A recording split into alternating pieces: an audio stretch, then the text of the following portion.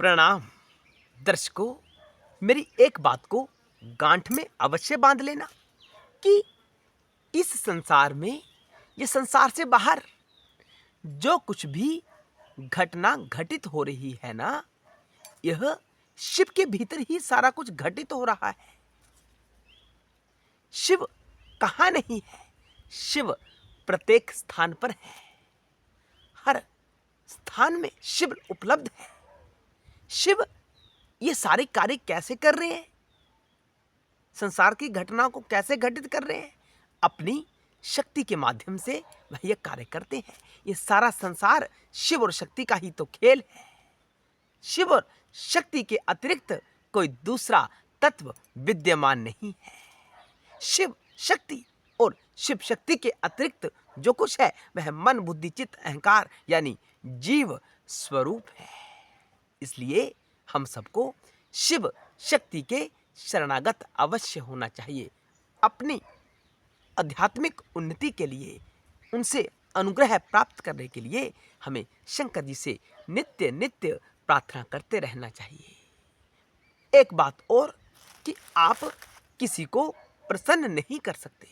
कोई आपसे प्रसन्न होने वाला नहीं है। उसका अपना मन है, आपका अपना मन है। आप उसे प्रसन्न करने के लिए अभ्यास करते हैं, प्रयास करते हैं, वो फिर भी प्रसन्न नहीं होता। इसका अर्थ क्या है कि जीव भाव, सबका जीव भाव अलग अलग होता है। कोई किसी को प्रसन्न नहीं कर सकता। तो क्यों संसार के पीछे भागें? दूसरी बात, ये सारा संसार मतलब का संसार होता है। आपका कोई अपना नहीं है। आपका अपना तो केवल आपका आत्मा है, आपका शिव है, आपका महादेव है। तो किसके लिए कार्य करें? ये जीवन किसको समर्पित करें? क्या संसार को समर्पित करें जो अपना है ही नहीं? सबको अपनी पड़ी हुई है। अगर आप किसी का कार्य करते हैं तो आप अच्छे, ना करो तो आप बुरे। यहां से क्या सिद्ध होता है कि कोई अपना नहीं है। अपना क्या है?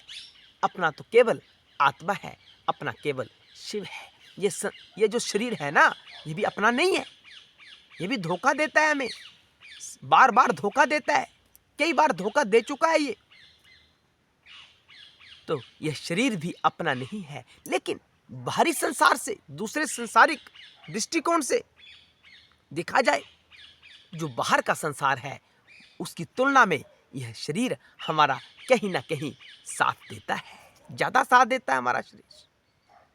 लेकिन अपना नहीं है, यह भी अपना नहीं है। अपना क्या है? अपना तो केवल शिव है। तो इस महाशिवरात्रि को आरंभ कर दें।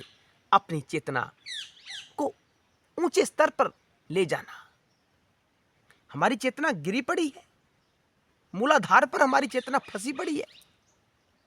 पशुवत हमारी चेतना है। पशुवत स्थिति से शिवत्व की स्थिति तक ले जाने के लिए हमें अभ्यास करना चाहिए, हमें प्रयास करना चाहिए।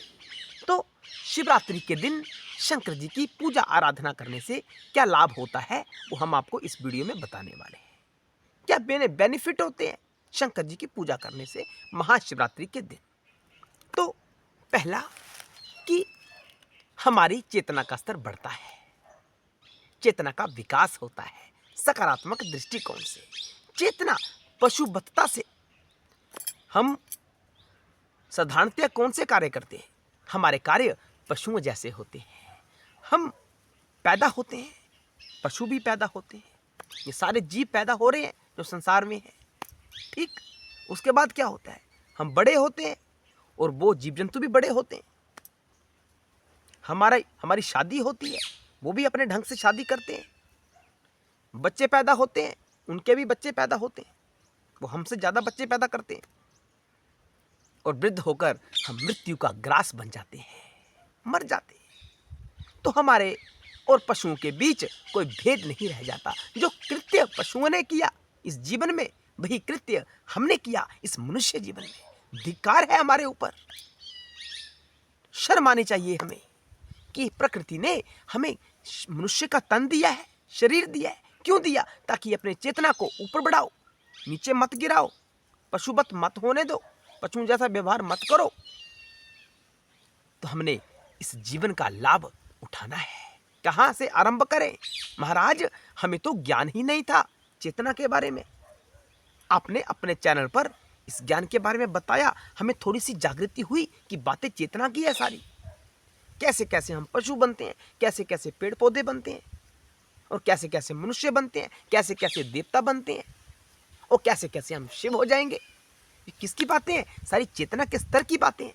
जैसी चेतना का स्तर होता है, प्रकृति हमें वैसा ही जीवन दे देती है। तो चेतना को ऊपर उठाना है, नीचे नहीं गिराना, पशुवत नहीं होने देना। अभी हम पशुवत हैं, पशुवतता से ऊपर उठना है। तो महाशिवरात्रि से आरंभ करते। महाशिवरात्रि को किया गया पूजन विशेष लाभकारी होता है, हमारी चेतना का स्तर बढ़ता है। ये सत्य है, सत्य है, सत्य है। अगला जो आपको लाभ होने वाला है, शिव ने इस रात्रि को स्वयं सिद्ध रात्रि घोषित किया है। बड़ी शक्तिशाली रात्रि होती है, ये कोई साधारण रात्रि नहीं होती। इस दिन पूजा आराधना करने से शंकर जी के गण आपके आसपास ही रहते हैं। वो देखते हैं कि कैसा भक्त है, किस भावना के साथ भक्ति कर रहा है। अगर आप उस परीक्षा में सफल हो जाते हैं तो आपके भीतर शैव ज्ञान का प्रादुर्भाव होगा, शैव ज्ञान की जागृति होगी। और शैव ज्ञान क्या करना आपने, किस काम का है? शैव ज्ञान को प्राप्त करने से जीवन में मुक्ति का बीज प्रकट होता है। मुमुक्षु भाव हमारे भीतर जागृत होता है। जब तक हमारे भीतर मुमुक्षुत्व भाव जागृत नहीं होगा, तब तक मनुष्य का जीवन बेकार ही है, किसी काम का नहीं है।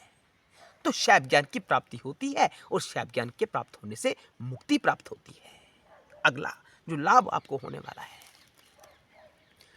शिवरात्रि को पूजा करने से सच्चे भाव से आपकी संसारिक मनोकामनाएं पूर्ण होती है। यह सत्य है। विश्वास ना हो तो आजमा कर देखें, प्रैक्टिकल करें।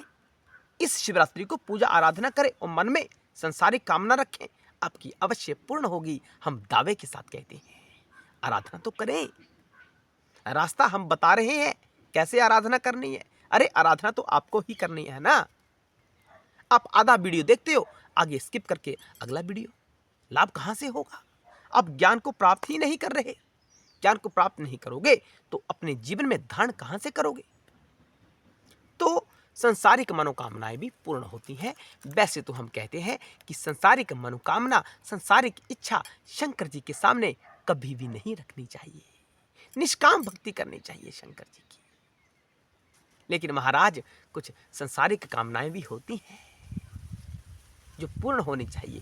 तो संसारिक कामनाएं भी महाशिवरात्रि के दिन पूजा आराधना करने से अवश्य संपूर्ण होती है। अगला लाभ क्या होता है? शिव ने कहा, शिव महापुराण का वाक्य है ये, कि जो भक्त मेरी आराधना पूरे वर्ष ना कर सके, लेकिन वह अगर शिवरात्रि को मेरी पूजा आराधना करता है ना, तो उसे मैं पूरे वर्ष का फल दे देता हूं। केवल एक रात्रि में शिव जी की आराधना करने से संपूर्ण वर्ष की पूजा का फल प्राप्त हो जाता है। कितना बड़ा लाभ इस महाशिवरात्रि के ऊपर। तो अभ्यास करें, निरंतर प्रयास करें, और इस शिवरात्रि को मंगलमय बनाएं, पूजा आराधना करें, खूब करें। किस मंत्र का जाप करना है हमने पिछले वीडियोस में बताया हुआ है, आगे भी वीडियो का निर्माण करेंगे। ना हो सके तो केवल ओम नमः शिवाय मंत्र का जाप ही करें, वह भी पर्याप्त होता है। मूल मंत्र है, 7 करोड़ महामंत्र है, और 7 करोड़ महामंत्रों का जो शिरोमणि है, जो मुख्य मंत्र है, जहां से 7 करोड़ मंत्र निकले हैं, वह ओम नमः शिवाय है, षडाक्षर मंत्र है। नमः शिवाय यानी पंचाक्षर मंत्र, और ओम नमः शिवाय यानी षडाक्षर मंत्र। तो हम सबको ऐसा करना चाहिए जो वीडियो में बताया जा रहा है।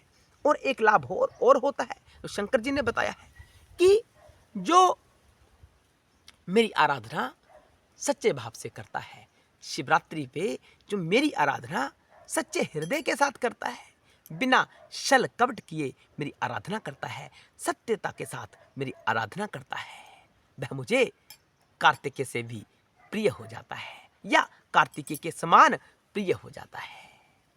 अब इससे बढ़कर और क्या हो सकता है? कार्तिकेय कौन है? शंकर जी के पुत्र है, साकार रूप में शंकर जी के पुत्र है कार्तिकेय जी। और शिव ने कहा कार्तिकेय के समान हो जाते हैं, यानी शिव आपको अपना पुत्र स्वीकार करते हैं। कैसे? इस शिवरात्रि को पूजा आराधना करें और स्वयं को शिव की दृष्टि में कार्तिकेय जैसा बना लो। आपके पास ही सारा यंत्र है।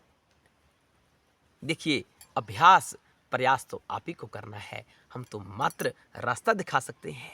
शंकर जी की कृपा से हम रास्ता यूं नहीं दिखा सकते, शंकर जी के अनुग्रह की वजह से ही आपको रास्ता प्राप्त हो रहा है।